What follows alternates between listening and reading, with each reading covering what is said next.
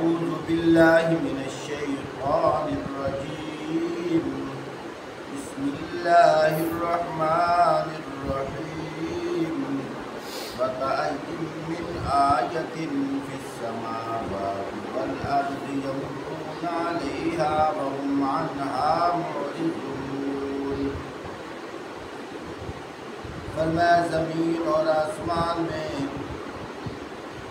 کتنی ہی نشانیاں ہیں جن پر سے یہ لوگ گزرتے ہیں اور ذرا توجہ نہیں کرتے.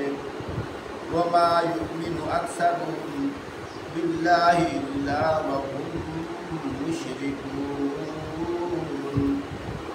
ان میں سے اکثر اللہ کو مانتے ہیں مگر اس طرح کے اس کے ساتھ دوسروں کو شریک ٹھہراتے ہیں. أَفَأَمِنُوا أَن تَأْتِيَهُمْ غَاشِيَةٌ مِّنْ عَذَابِ اللَّهِ أَوْ تَأْتِيَهُمُ السَّاعَةُ بَغْتَةً وَهُمْ لَا يَشْعُرُونَ. کیا یہ مطمئن ہے کہ اللہ کے عذاب کی کوئی مصیبت انہیں دبوچ نہ لے گی یا بے خبری میں قیامت کی گھڑی اچانک ان پر نہ آئے گی. قُلْ هَٰذِهِ سَبِيلِي أَدْعُو إِلَى اللَّهِ عَلَىٰ بَصِيرَةٍ أَنَا وَمَنِ اتَّبَعَنِي وَسُبْحَانَ اللَّهِ وَمَا أَنَا مِنَ الْمُشْرِكِينَ. فرمایا تم ان سے صاف کہہ دو میرا راستہ تو یہ ہے میں اللہ کی طرف بلاتا ہوں بصیرت کے ساتھ، میرے ساتھ میری پیروی کرنے والے بھی، اور اللہ پاک ہے اور شرک کرنے والوں سے میرا کوئی تعلق نہیں ہے. وما ارسلنا من قبلك الا رجالا نوحي اليهم من اهل القرى افلم يسيروا في الارض فينظروا كيف كان عاقبة المكذبين كيف كان عاقبة الذين من قبلهم ولدار الآخرة خير للذين اتقوا أفلا تعقلون. فرمایا اے نبی صلی اللہ علیہ وسلم آپ سے پہلے بھی ہم نے جو انبیاء بھیجے تھے وہ سب ہی انسان ہی تھے اور انہی بستیوں کے رہنے والوں میں سے تھے اور انہی کی طرف ہم وہی بھیجتے رہے ہیں. پھر کیا یہ لوگ زمین میں چلے پھرے نہیں ہیں کہ ان قوموں کا انجام انہیں نظر نہ آیا جو ان سے پہلے گزر چکی ہیں. یقیناً آخرت کا گھر ان لوگوں کے لیے اور زیادہ بہتر ہے جنہوں نے پیغمبروں کی بات مان کر تقوی کی روش اختیار کی. اب بھی تم لوگ نہ سمجھو گے. حتی اذا استیأس الرسل وظنوا انہم قد کذبوا جاءہم نصرنا فنجی من نشاء ولا يرد بأسنا عن القوم المجرمین. یہاں تک کہ جب پیغمبر لوگوں سے مایوس ہو گئے اور لوگوں نے بھی سمجھ لیا کہ ان سے جھوٹ بولا گیا تھا تو یکا یک ہماری مدد پیغمبروں کو پہنچ گئی. پھر جب ایسا موقع آ جاتا ہے تو ہمارا قاعدہ یہ ہے کہ جسے ہم چاہتے ہیں بچا لیتے ہیں اور مجرموں پر تو ہمارا عذاب ٹالا ہی نہیں جا سکتا. لقد كان في قصصهم عبرة لأولي الألباب ما كان حديثا يفترى ولكن تصديق الذي بين يديه وتفصيل كل شيء وهدى ورحمة لقوم يؤمنون. اگلے لوگوں کے ان واقعات میں عقل ہوش رکھنے والوں کے لیے عبرت ہے۔ یہ جو کچھ قرآن میں بیان کیا جا رہا ہے یہ بناوٹی باتیں نہیں ہیں، بلکہ جو کتابیں اس سے پہلے آئی ہوئی ہے انہی کی تصدیق کرتی ہیں، اور ہر چیز کی تفصیل اور ایمان لانے والوں کے لیے ہدایت اور رحمت ہے۔ محترم سامعین، الحمدللہ آج سورۃ یوسف مکمل ہو گئی ہے۔ اللہ پاک نے قرآن پاک کے اندر حضرت یوسف علیہ السلام کا تفصیلی واقعہ ذکر کیا ہے۔ اس کی کیا وجہ ہے؟ اس کی ایک وجہ یہ بھی ہے، جو اللہ کا نبی ہوتا ہے اللہ کے علاوہ کسی اور سے تعلیم حاصل نہیں کرتا، اللہ سے وحی کے ذریعے تعلیم حاصل کرتا ہے۔ آپ صلی اللہ علیہ وآلہ وسلم نے مکہ کی سرزمین میں رہ کر 40 سال کے پیاری عمر کا جو عرصہ گزارا ہے، آپ صلی اللہ علیہ وآلہ وسلم کہیں بھی نہیں گئے۔ 2 موقع ایسے آئے ہیں آپ صلی اللہ علیہ وآلہ وسلم نے سفر کیا۔ ایک موقع آپ صلی اللہ علیہ وآلہ وسلم کی کم و بیش 8 سال کی عمر تھی، اپنے چچا ابی طالب کے ساتھ شام کا سفر کیا، لیکن وہاں کے جو راہب تھے انہوں نے نشانی دے کر بتلایا کہ یہ وقت کا ہونے والا نبی ہے۔ ان کے چچا سے کہا ان کو واپس لے جاؤ، نہیں تو یہودیوں کو پتہ چل گیا، وہ اس ارادے سے نعوذ باللہ قتل کر دیں گے کہ نہ یہ بڑے ہوں گے نہ نبی ہوں گے، یعنی وہ برداشت نہیں کر سکیں گے۔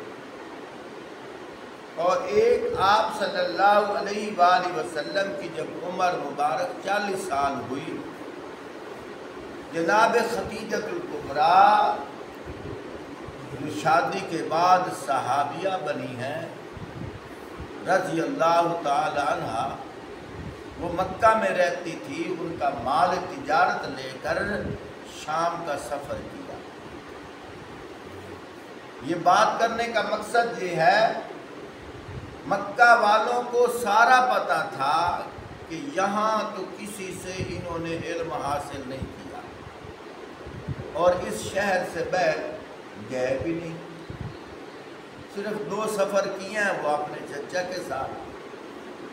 ایک وہ سفر کیا جو بچپن میں کیا تھا، واپس آ گئے تھے، اور دوسرا جب اعلان نبوت فرمایا ان سے چند دن پہلے فرمایا۔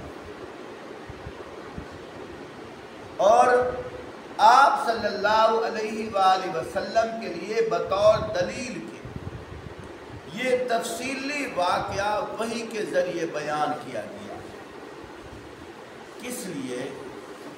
اس لیے کہ مکہ کے مشرکین کہتے تھے نعوذ باللہ قرآن عربی زبان میں اترا ہے، یہ قرآن نہیں ہے، کیونکہ ہم مکہ کے لوگ عربی جانتے ہیں، یہ راتوں رات اپنی طرف سے کچھ عربی بناتے ہیں آیات، اور پھر صبح کہتے ہیں میرے اوپر وحی آئی۔ اللہ پاک نے یہ تفصیلی واقعہ ذکر کر کے فرمایا یہودی اور عیسائیوں سے پوچھو، میرے آنے سے ہزاروں سال پہلے کا واقعہ ہے جو اللہ نے وحی کے ذریعے مجھے بتایا ہے، اور اللہ پاک فرما رہے ہیں میرے محبوب ہم یہ جو واقعہ آپ کو سنا رہے ہیں اس سے پہلے آپ وہاں نہیں تھے، اس سے پہلے آپ وہاں نہیں تھے، یہ جو ہم واقعہ آپ کو سنا رہے ہیں، فرمایا اس سے پہلے آپ وہاں نہیں تھے۔ کیا مطلب؟ جب حضرت یوسف علیہ السلام کے ساتھ یہ واقعات ہو رہے تھے تو آپ تو وہاں تھے بھی نہیں۔ پھر آپ کو اس سارے تفصیلی واقعے کا کیسے پتہ چلا؟ یہ ان کو بتاؤ۔ یہ اس بات کی دلیل ہے کہ میں اپنی طرف سے نہیں گھڑتا، اللہ پاک میری طرف وحی بھیجتے ہیں۔ اور دیکھو میں نے جو تفصیلی واقعہ یوسف علیہ السلام کا سنایا ہے، دیکھو من عن تمہاری کتابوں میں موجود ہے۔ وہاں دیکھو یوسف کے بھائیوں نے جھوٹا لہو لگایا تھا کہ نہیں لگایا تھا، جھوٹ بولا تھا کہ نہیں بولا تھا، یوسف علیہ السلام کنویں میں آئے تھے کہ نہیں آئے تھے، عزیز مصر نے خریدا تھا کہ نہیں خریدا تھا، پھر جیل میں گئے تھے کہ نہیں گئے تھے، پھر جیل سے نکل کر بادشاہ بنے تھے کہ نہیں بنے تھے۔ یہ کتنی دلیلیں ہیں، کتنی نشانی ہیں۔ اور اللہ کی قدرت، کم و بیش 1,24,000 انبیاء اس دنیا میں آئے، اور اللہ پاک نہیں چاہے تو کسی نبی کا بالکل تذکرہ نہیں فرمائے، اور اگر چاہیں تو حضرت یوسف علیہ السلام کا تفصیلی واقعہ بیان فرما دیں۔ یہ کتنی بڑی دلیل ہے۔ وہ کیا کہتے تھے؟ جناب آپ راتوں رات اپنی طرف سے عربی بناتے ہو، صبح کہتے ہو وہی ہے۔ اللہ پاک نے ایک جگہ فرمایا میرے محبوب ان کو تم بھی کہو وَإِن كُنتُمْ فِي شَكٍّ وَإِن كُنتُمْ فِي رَيْبٍ مِّمَّا نَزَّلْنَا عَلَىٰ عَبْدِنَا فَأْتُوا بِسُورَةٍ مِّن مِّثْلِهِ وَادْعُوا شُهَدَاءَكُم مِّن دُونِ اللَّهِ إِن كُنتُمْ صَادِقِينَ۔ فرمایا میرے محبوب آپ ان سے کہہ دیجئے وَإِن كُنتُمْ فِي رَيْبٍ، اگر تمہیں شک ہے کہ مما نزلنا، جو ہم نازل کرتے ہیں، علی عبدنا، اپنے بندے پر، اگر تمہیں شک ہے یہ اللہ کا نازل کیا ہوا نہیں ہے، اپنی طرف سے یہ بناتے ہیں، فرمایا تم بھی تو عرب کے بڑے فلاسفر، بڑے مہارت رکھنے والے ہو، فَأْتُوا بِسُورَةٍ مِّن مِّثْلِهِ، فرمایا یہ جو صورتیں آپ کو سناتے ہیں آپ بھی اسی طرح کوئی ایک صورت بنا کے لے آؤ، تم بھی لے آؤ، تم بھی تو بڑے فلاسفر ہو۔ فرمایا سنو میں صرف تمہیں نہیں کہتا بلکہ بطور مدد کے، بطور امداد کے، وَادْعُوا شُهَدَاءَكُم مِّن دُونِ اللَّهِ، وہ جو تمہارے خدا بت ہیں بطور مدد کے ان کو بھی بلا لاؤ، وہ بھی تمہاری مدد کریں، ان کنتم صادقین، اگر تم سچے ہو، فَإِن لَّمْ تَفْعَلُوا وَلَن تَفْعَلُوا، لیکن سنو اگر تم نے ایسا نہیں کیا، اور یقینی بات ہے تم ایسا کبھی نہیں کر سکتے، فَاتَّقُوا النَّارَ الَّتِي، پھر ڈر جاؤ اس آگ سے، وَقُودُهَا النَّاسُ وَالْحِجَارَةُ، جس کا ایندھن انسان اور پتھر ہو، انسان اور پتھروں کے لیے اس آگ کو مہیا کیا گیا ہے، اعدت للکافرین، فرمایا حق کا انکار کرنے والوں کے لیے اس کو تیار کیا گیا ہے۔